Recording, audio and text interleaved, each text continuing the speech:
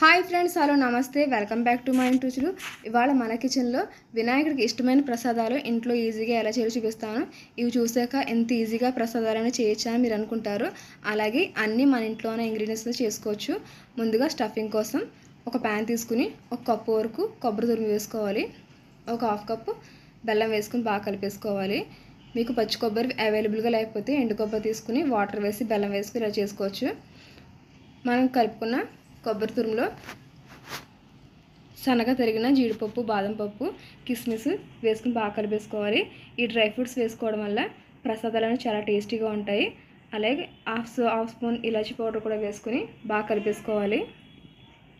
ఇదంతా దగ్గర పడ్డాక ఒక బౌల్లో తీసుకుని పక్కన పెట్టేసుకుందాం. ఇప్పుడు పైన లేయర్ కోసం మరో ప్యాన్ పెట్టుకుని ఒక కప్పు వాటర్ వేసుకుని ఒక స్పూన్ పంచదార, ఒక హాఫ్ స్పూన్ సాల్ట్, ఒక స్పూన్ నెయ్యి వేసి వాటర్ని బాగా మరగనివ్వాలి.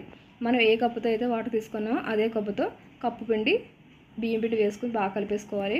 ఉండలు లేకుండా కొంచెం కొంచెం పిండి వేసుకుంటూ కలుపుకోవాలి. పిండి అంతా వాటర్లో బాగా మిక్స్ అయ్యేలా కలిపేసి ఒక 2 minutes వరకు మూత పెట్టుకుని మనం పిండి అనేది ఉడికించుకోవాలి.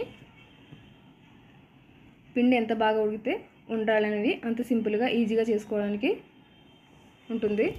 ఇప్పుడు మనం మూత పెట్టేసి 2 minutes తర్వాత తీసి పిండి బాగా ఉడికిపోయింది కదా, ఇప్పుడు మనం దీన్ని పక్కన పెట్టుకుని చల్లారబెట్టుకుందాం. పిండి కొంచెం గోరువెచ్చగా ఉన్నప్పుడే మన చేతికి తడి చేసుకుని బాగా కలుపుకోవాలి.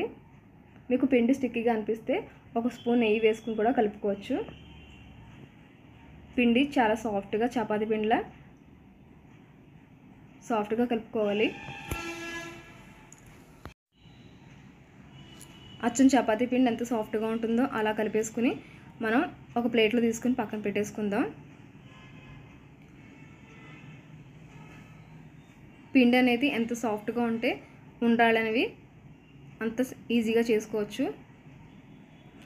ఇప్పుడు మనం పిండి ముద్దని నిమ్మకాయ సైజంత తీసుకుని ఒక బౌల్లో చేసుకుని చేతితో ప్రెస్ చేసుకుందాం. మీకు పిండి చేతికి స్టిక్కీగా అంటుకోకూడదంటే తడి చేయన చేసుకోవచ్చు, లేదంటే పొడి పిండిలోన చేతికి అంటించుకుని కొంచెం కొంచెం ప్రెస్ చేసుకోవచ్చు. మరీ పలచగా ప్రెస్ చేసుకుంటే మనం పెట్టుకునే స్టఫ్ అనేది బయటకు వచ్చేస్తుంది కాబట్టి మీడియంగా ప్రెస్ చేసుకోవాలి. చూడండి, ఇలా ప్రెస్ చేసుకుంటే ఒక గిన్నెలా తయారవుతుంది. దీంట్లో మనం ముందుగా చేసి పెట్టుకున్న కొబ్బరి స్టఫ్ ఉంది కదా, దాన్ని ఒక 2 spoons వరకు పెట్టుకుని ఉండాలనేవి ఈజీగా చుట్టుకోవచ్చు. మనం పెట్టుకున్న స్టఫ్ ఎక్కడ బయటకు రాకుండా బాగా కవర్ చేసుకోవాలి.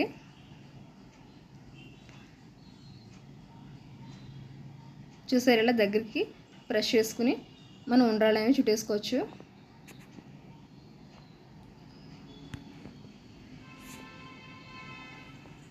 మిగతా అన్నీ కూడా ఇలాగే చేసుకోవాలి. చూసారుగా ఎంత సాఫ్ట్గా ఉందో. మనం ఎప్పుడైనా ఉండ్రాలు చేసుకునేటప్పుడు పైన క్రాక్స్ వస్తే ఒక చిన్న టిప్ చెప్తాను. క్రాక్ మీద వాటర్ ప్రెస్ చేసుకుని వాటర్తో ప్రెస్ చేస్తే ఆ క్రాక్ అనేది క్లియర్ అయిపోతుంది. ఇప్పుడు మీకు మరొకటి కూడా ఎలాగ చూపిస్తాను. నేను వీడియో క్లిప్లో ఎలా చేస్తాను, మీరు అలా చేస్తే ఉండాలనేవి చాలా ఈజీగా చుట్టేసుకోవచ్చు. స్టఫ్ బయటకు రాకుండా మొత్తం అంతా కవర్ చేసుకుని ఉండాలని చుట్టుకోవాలి. ఒక అరిటాకుని తీసుకుని కొంచెం నెయ్యి అప్లై చేసుకుని దాని మీద కొంచెం ఒక పిండి ముద్ద నిమ్మకాయ సైజుని తీసుకుని కొంచెం కొంచెం ప్రెస్ చేసుకోవాలి. మీకు అరిటాకు అవైలబుల్గా లేకపోతే ఒక ప్లాస్టిక్ కవర్ తీసుకుని దాని మీద కూడా చేసుకోవచ్చు. ఈ పిండి ముద్దని ఒక చపాతీలా ప్రెస్ చేసుకోవాలి. మరీ పలచగా చేసుకుంటే స్టఫ్ అనేది బయటకు వచ్చేస్తుంది కాబట్టి మీడియంగా ప్రెస్ చేసుకుని మన కొబ్బరి తురుముని స్టఫ్ పెట్టుకుని ఇలా జిల్లేడికాయలా చేసుకోవాలి. మీకు అంచులు ఈజీగా ప్రెస్ చేసుకోవడానికి ఇలా పిజ్జా కట్టర్ వాడు కూడా చేసుకోవచ్చు, లేదంటే చేతితో అయినా ప్రెస్ చేసుకుని ఈజీగా చేసుకోవచ్చు. మరీ పలుచగా పెట్టుకుంటే స్టఫ్ బయటకు వస్తుంది కాబట్టి ఈజీగా కూడా ప్రిపేర్ చేసుకోవచ్చు. ఇలా చేసుకోవడం వల్ల ఈజీగా జిల్లేడికాయలని ప్రిపేర్ చేసుకోవచ్చు. ఇప్పుడు మనం మోదకాలు చేసుకుందాం. మనం ముందు కుడియాలకి ఎలా అయితే పిండిని ప్రెస్ చేసుకున్నామో గిన్నెలా అలా ప్రెస్ చేసుకుని మనం కొంచెం స్టఫ్ అందులో పెట్టేసి కొంచెం కొంచెం ప్రెస్ చేసుకోవాలి. ఇలా ప్రెస్ చేసుకోవడం వల్ల మోదకాలు అనేవి ఈజీగా చేసేసుకోవచ్చు. వినాయకుడికి ఈ మోదకాలంటే చాలా ఇష్టం, అందుకే మోదక ప్రియ అని కూడా అంటారు వినాయకుడిని. చూసారా, మనకి మోదకాలు ఈజీగా రెడీ అయిపోయి వీటిని మనం ఎలా కావాలితే ఇలానే స్టీమ్ చేసుకోవచ్చు.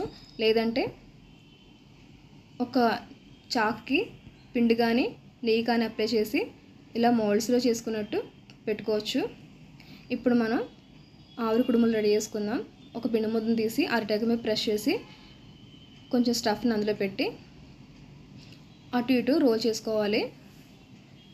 ఇలా రోల్ చేసుకునేటప్పుడు సైడ్ని పిండి ఎక్స్ట్రా వస్తుంది కదా, అది తీసేసుకోవాలి. తీసుకుని సైడ్ నుంచి స్టఫ్ బయటకు రాకుండా కవర్ చేసుకోవాలి.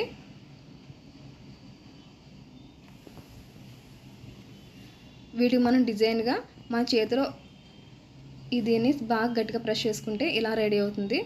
మనం సిలిండర్ షేప్లో కావాలితే సిలిండర్లో చేసుకోవచ్చు, లేదంటే ఇలా కావాలితే ఇలా ప్రెస్ చేసుకోవచ్చు. ఇప్పుడు మిగిలిన పిండిని మనం చిన్న చిన్న ఉండ్రాళ్ళ చేసుకోవచ్చు. ఈ ఉండ్రాళ్ళని కావాలితే ఇలానే స్టీమ్ చేసుకోవచ్చు, లేదంటే ఉండ్రాళ్ళ పాయసం కూడా చేసుకోవచ్చు. మనం చేసుకున్న ఉండ్రాళ్ళన్నీ స్టీమ్ మీద ఉడికించడానికి ఒక ఇడ్లీ పాత్ర తీసుకుని అందులో ఇవన్నీ పెట్టేసి ఇడ్లీ గిన్నెలో వాటర్ పోసి ఇవి స్టీమ్ మీద ఉడికించుకోవాలి. చూసారు, ఎక్కడ చిన్న డ్యామేజ్ కూడా లేకుండా చాలా నీట్గా వచ్చాయి ఇవన్నీ. ఇప్పుడు మనం ఉండ్రాళ్ళ పాయసం కోసం గిన్నెతో పాలు పెట్టుకుని పాలు పొంగొచ్చాక మనం చేసుకునే చిన్న చిన్న ఉండ్రాళ్ళన్నీ వేసేసుకోవాలి. ఇందులో ఒక 5 నిమిషాల పాటు ఉడికించుకోవాలి. ఇందులోనే మనం ముందుగా ఉడకబెట్టుకున్న శనగపప్పుని వేసి కలిపేసుకోవాలి. ఒక 2 మినిట్స్ ఉడకనిచ్చి దీంట్లో డ్రై ఫ్రూట్స్ వేసుకోవాలి. ముందుగా వేయించి పెట్టుకున్న బాదం పప్పు, జీడిపప్పు వేసుకోవాలి. అలాగే 3 స్పూన్స్ పంచదార కూడా వేసుకుని కలిపేసుకోవాలి. నేను ముందుగా జీడిపప్పు, బాదం పప్పు, కిస్మిస్, కొబ్బరి ముక్కలు నేతిలో వేయించి పెట్టుకున్నా, అవి కూడా అందులో వేసేసి బాగా కలిపేసుకుని ఒక 1/2 స్పూన్ ఇలాచీ పౌడర్ వేసి కలిపేసుకోవాలి. వినాయకుడికి ఎంతో ఇష్టమైన ఉండ్రాళ్ళ పాయసం రెడీ అయిపోయింది. ఇప్పుడు మనం బియ్యం రవ్వతో ఉండ్రాళ్ళ కోసం ఒక 1/2 కప్ శనగపప్పు వేసుకుని ఒక అరగంట ముందు నీళ్లు పోసి నానబెట్టుకోవాలి. అలాగే ఒక ప్యాన్ పెట్టి 1 కప్పు బియ్యం రవ్వకి 2 కప్స్ వాటర్ వేసుకోవాలి. మనం ముందుగా నానబెట్టుకున్న శనగపప్పు ఆ వాటర్లో వేసి ఉడకనివ్వాలి పప్పుని. పప్పు బాగా ఉడికాక చూసుకుని ఒక 1/2 స్పూన్ వరకు సాల్ట్ వేసుకోవాలి. బాగా మరుగుతున్నాయి కదా వాటర్. ఇప్పుడు మనం 1 కప్పు వరకు బియ్యం రవ్వ వేసేసి బాగా కలిపేసుకోవాలి. ఒక 2 మినిట్స్ వరకు మూత పెట్టి ఉడికించనివ్వాలి. మన ఉప్మాకి ఎలా అయితే రెడీ అవుతుందో అలాగే ఈ రవ్వ అంతా ఉడికిపోయింది. ఇప్పుడు దీన్ని బాగా కలిపేసి పక్కన పెట్టుకుని చల్లారబెట్టుకుందాం. ఇప్పుడు పిండి అంతా చల్లారిపోయింది కదా, మనం చేతికి తడి చేసుకుని కొంచెం కొంచెం పిండిని తీసుకుని ఇలా ఉండ్రాళ్ళ చుట్టుకోవాలి. చేతికి తడి చేసుకోవడం వల్ల చేతికి స్టిక్కీగా అంటుకోకుండా ఉండ్రాళ్ళని చాలా సాఫ్ట్గా వస్తాయి. మొత్తం ఇలాగే చేసుకుని స్టీమ్ పెట్టుకోవాలి. ఇడ్లీ పాత్రలో 1 గ్లాస్ వరకు వాటర్ పోసి ఇడ్లీ రేకుని పెట్టి మనం చేసుకున్న ఉండ్రాళ్ళన్నీ ఒక్కొక్కటిగా అందులో పెట్టేసుకోవాలి. ఒక 5 నిమిషాల పాటు ఉడికించుకుంటే వినాయకుడికి ఎంతో ఇష్టమైన రవ్వ కుడియాలు రెడీ అయిపోతాయి.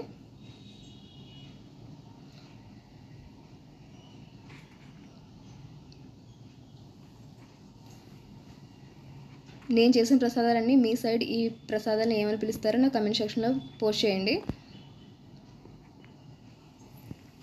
చూసారుగా, కుడియాలు చాలా చక్కగా ఉడికిపోయాయి. ఎక్కడ చిన్న డ్యామేజ్ లేకుండా మొత్తం అన్నీ ఈవెన్గా ఉడికిపోయాయి. వీటన్ని ప్లేట్లో తీసుకుని సర్వ్ చేసుకుందాం.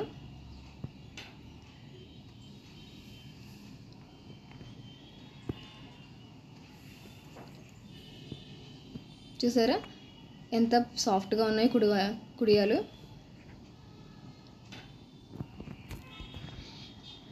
వీటిలన్నీ మనం ఒకసారి చూద్దాం.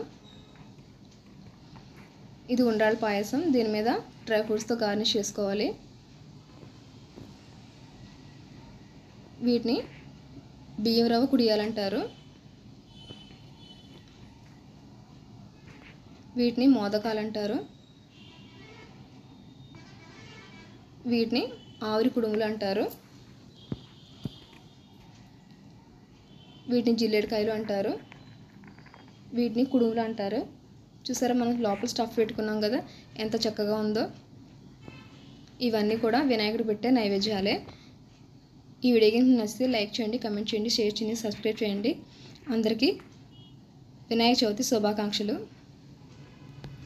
ఎవరైనా మన ఛానల్ని సబ్స్క్రైబ్ చేసుకోకపోతే సబ్స్క్రైబ్ చేసుకుని నేను పెట్టే ప్రతి వీడియో మీరు చూసి లైక్ చేయండి అండ్ కమెంట్ కూడా చేయండి.